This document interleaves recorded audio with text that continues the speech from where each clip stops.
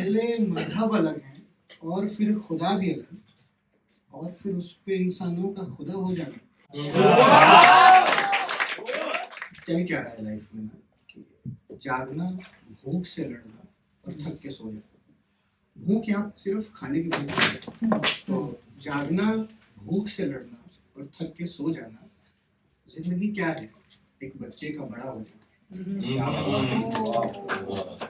हर कोई बदहवास भाग रहा है,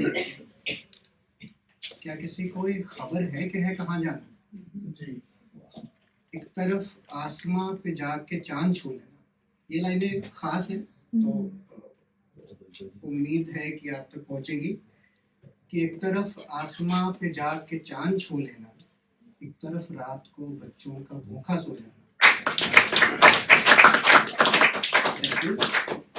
और मुद्दा ये आपके लिए कि पहले मजहब अलग है, आपकी नजर है, पहले मजहब अलग है और फिर खुदा भी अलग।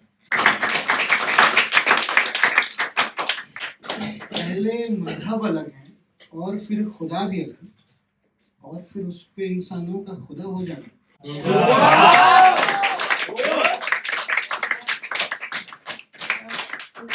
उसके घर से कोई अच्छा बुरा नहीं आता, ये मेरा मानना है कि उसके घर से कोई अच्छा बुरा नहीं आता, उफ ये दुनिया में आके बच्चों का बिगड़ जाना। और ये दर्शन है इंडिया, पाकिस्तान और जहाँ का भी कि ये बस मजाक है, सदियों से चल रहा है। ये बस मजाक है, सदियों से चल रहा है। यहाँ इसी मिट्टी से निकलना, इसी में खोना। और ये दो लाइनें आपको देके जा रहा हूँ कि न कोई जीत की खुशी न किसी हार का गम, क्योंकि जीने का यही तरीका है, एक जो गीता में लिखा है, न कोई जीत की खुशी न किसी हार का गम, तू चला चल कि तेरा काम है चलते।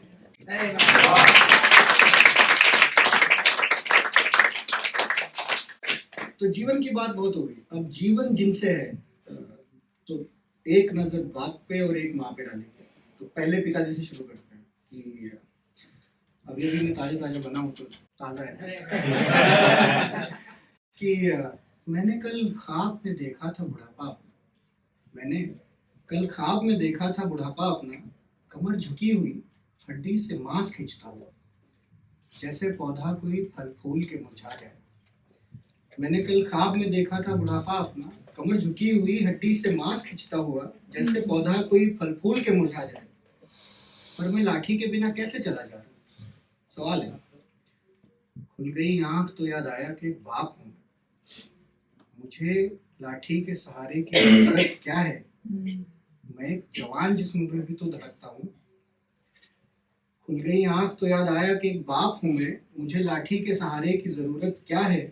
मैं एक जवान जिस्म में भी तो धड़कता हूँ, जो किसी रोज नए जिस्म में जी उठेगा। सिलसिला बस यही तो चलता चला आ रहा है। वो मेरा कल था जो बूढ़ा हो गया है, मगर आने वाले हर एक कल में मुझे जीना है। ये बुढ़ापा, ये जवानी, ये बचपना है सब। मैं कल भी था, मैं आज भी हूँ, मैं कल भी रहूँगा।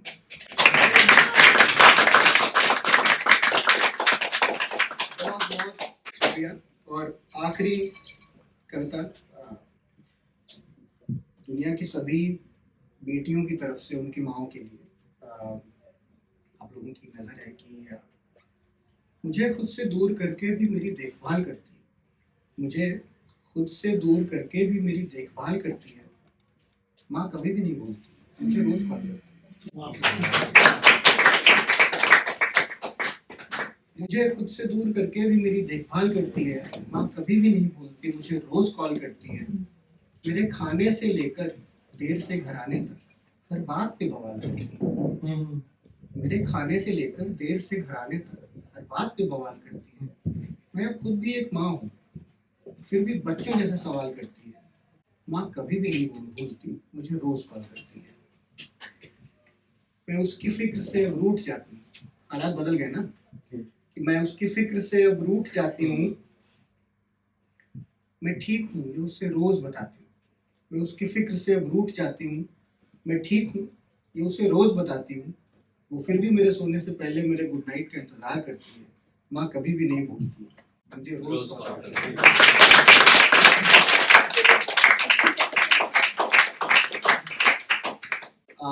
अगली लाइन देखिएगा